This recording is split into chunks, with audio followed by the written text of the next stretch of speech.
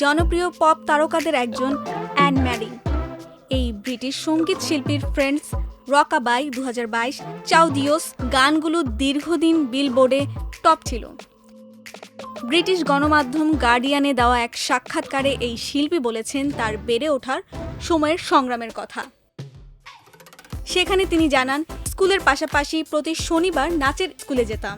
ওই বয়সেই গান আর থিয়েটারের প্রেমে পড়ে যাই। জীবনের প্রথম পারিশ্রমিক ছিল লা মিজারেবলে অভিনয় আর গানের জন্য। সে সময় এত টাকা ছিল না আমাদের, তাই জামা কাপড় কিনতাম চ্যারিটি শপ থেকে।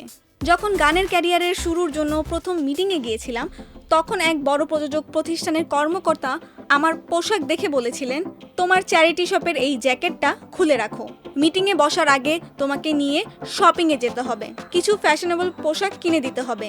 সেই দিনের পর থেকে নিজেকে নিয়ে অতিরিক্ত সচেতন হয়ে উঠি।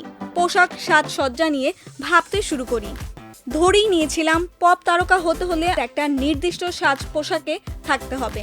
মোট কথা, সমাজের বেঁধে দেওয়া ফ্রেমে নিজেকে খাপ খাওয়ানোর জন্য নিজের সঙ্গে লড়াই করতাম প্রতিনিয়ত।